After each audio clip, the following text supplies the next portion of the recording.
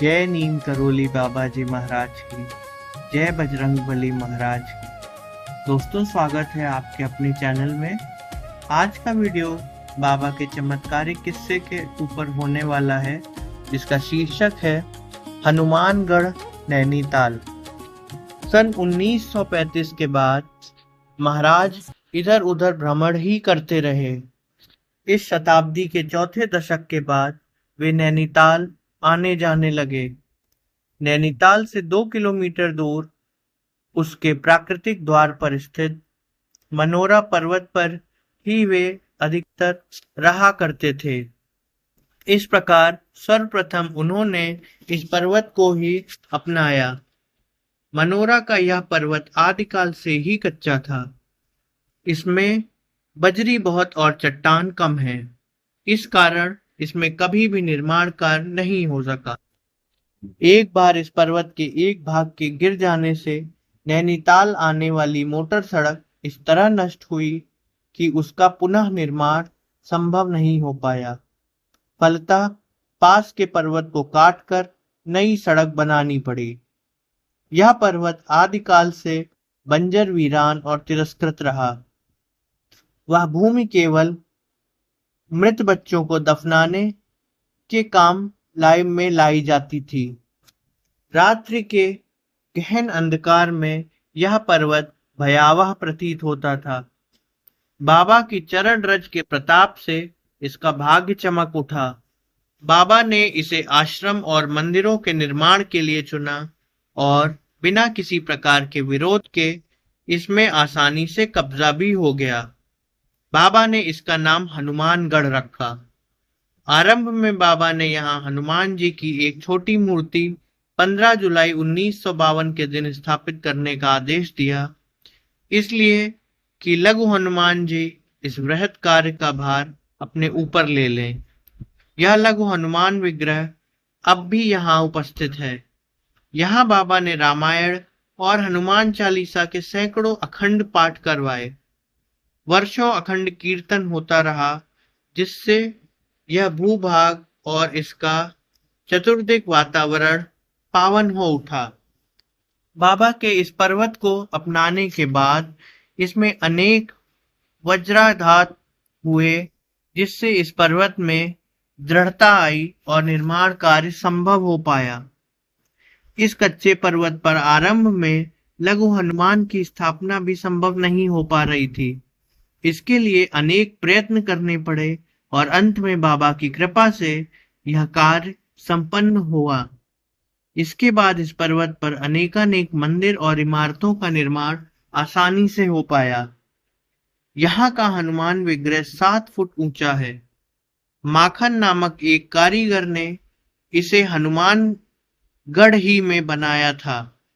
हनुमान जी का मुख मंडल बनाने में उसके सभी प्रयत्न विफल हो गए।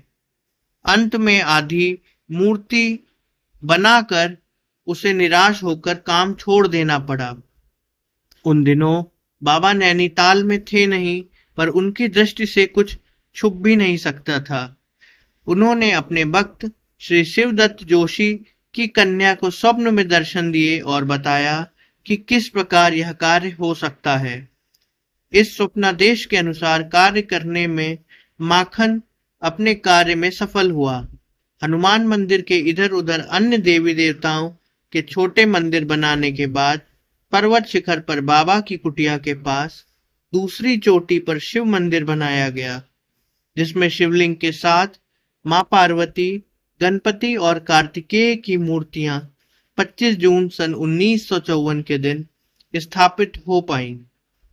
पहली चोटी में श्री सीताराम मंदिर का निर्माण हुआ, जिसमें राम, लक्ष्मण और सीता की अष्टधातु की मूर्तियां 1 अप्रैल 1995 रामनवमी के दिन स्थापित की गई। इन दोनों चोटियों को सीमेंट के एक चौड़े पुल से संयोजित किया गया, जिससे इस स्थान की रमणीयता और भी बढ़ गई। जिस स्थान में बाबा की कुटिया थी, वहां अब उनके विग्रह की स्थापना की योजना है। इन भव्य मंदिरों के अतिरिक्त यहाँ आश्रम और कीर्तन भवन का भी निर्माण हुआ। हनुमानगढ़ में बाबा ने हनुमान जी की प्राण प्रतिष्ठा का दिन 16 जून 1953 निश्चित कर दिया था। बाबा इस प्रतिष्ठा के 7 दिन पहले से ही हनुमानगढ़ आ गए थे। वर्षा ऋतु थी। 3-4 दिन पूर्व से पानी बरसता चला जा रहा था और 2 दिन प्राण प्रतिष्ठा के शेष रह गए थे। भंडारे की सामग्री हनुमानगढ़ में एकत्रित नहीं हो पाई थी।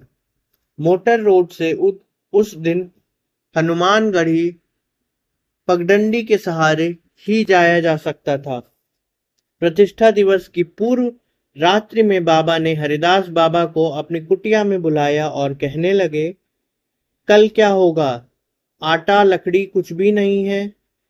यह कहकर जोर से हंसने लगे और अपने दोनों हाथों से पकवान खाने की मुद्रा एवं क्रिया का प्रदर्शन भी करने लगे। इसके बाद आपने हरिदास बाबा को किसी को साथ लेकर मोटर सड़क पर जाने का आदेश दिया। प्रातः 3 बजे का समय था। एक ट्रक वहीं सड़क पर आकर रुका और उसमें बर्तन, आटा, घी, लकड़ी आदि भंडारे की सारी सामग्री भरी पड़ी थी। उस समय वर्षा भी शांत हो गई थी। डोटियालों नेपाली कुलियों का एक गिरोह उस समय अपने घर नेपाल जाने के लिए इस स्थान से आगे पैदल जा रहा था। उन्हें रोककर सम्मान ऊपर ढुलवाने का काम सौंपा गया और 1 घंटे में सब सामग्री ऊपर पहुंच गई। इसके बाद पुनः मूसलाधार वर्षा होने लगी। सवेरे तक पानी बरसता चला गया। 7 बजे महाराज अपनी कुटिया से बाहर चले आए और अपने कंबल को दूर फेंक कर कहने लगे, पवन तने बल पवन समाना। शीघ्र ही बादल छट गए। सूर्य भगवान के दर्शन होने लगे और प्राण प्रतिष्ठा की तैयारी आरंभ हो गई। धीरे धीरे अपार जन समुदाय एकत्रित हो गया। महाराज पर्वत शिखर से उतरकर अन्यत्र चले गए और वहां से लौटने पर अपनी कुटिया में बंद हो गए। प्राण प्रतिष्ठा और भंडारे का कार्य विधिवत चलता रहा। यह भंडारा अनुपम था। बहुत बड़े कड़ाहों में हलवा पूरी उतारी जा रही थी। नैनीताल के लगभग सभी स्त्री पुरुष और बच्चों ने प्रसाद ग्रहण किया। दिन रात भंडारा चलता रहा। गोदाम के सभी घी के टिन खाली हो चुके थे। भंडारे के कार्यकर्ताओं को घी की चिंता हो रही थी। इस बीच बाबा ने एक सेवक से घी के कुछ खाली टिनों को पानी से भरवा दिया। जब कार्यकर्ताओं ने बाबा से इस संबंध में अपनी चिंता व्यक्त की तो वे उन्हें डांटते हुए बोले, गोदाम देखा? जाओ देखो। वे पानी से भरे टिन शुद्ध घी के हो गए थे और भंडारा यथावत चलता रहा। हनुमानगढ़ का निर्माण हो जाने पर सरकार ने यहाँ वैधशाला का निर्माण किया। इस कारण इस स्थान को सुंदर मोटर सड़क, बिजली और पानी के नलों की भी सुविधा प्राप्त हो गई। फलतः लोगों का यहाँ आना जाना सुगम हो गया और यह नैनीताल का प्रिय दर्शनीय स्थल बन गया, जिसे देखे बिना नैनीताल की यात्रा अब अधूरी प्रतीत होती है। यह बाबा की कृपा का ही फल है कि इस पर्वत को चंद वर्षों में काया ही पलट गई। दोस्तों, ऐसा है बाबा का चमत्कार। जो जल से घी बना देते हैं उनके लिए कुछ भी असंभव नहीं है। बस हमें अपने मन के दीपक को जलाना है। कभी भी कोई विपदा हो तो बाबा से प्रार्थना करें आंखें बंद करके। बाबा 7 समंदर पार करके हमारे कष्टों का निवारण करने के लिए दौड़े चले आते हैं। आशा करता हूँ आप सभी को वीडियो अच्छा लगा होगा। तो ऐसे ही वीडियोस को रोज सुनने के लिए मेरे चैनल को सब्सक्राइब करें, वीडियो को लाइक करें और शेयर करना ना भूलें। जय श्री राम।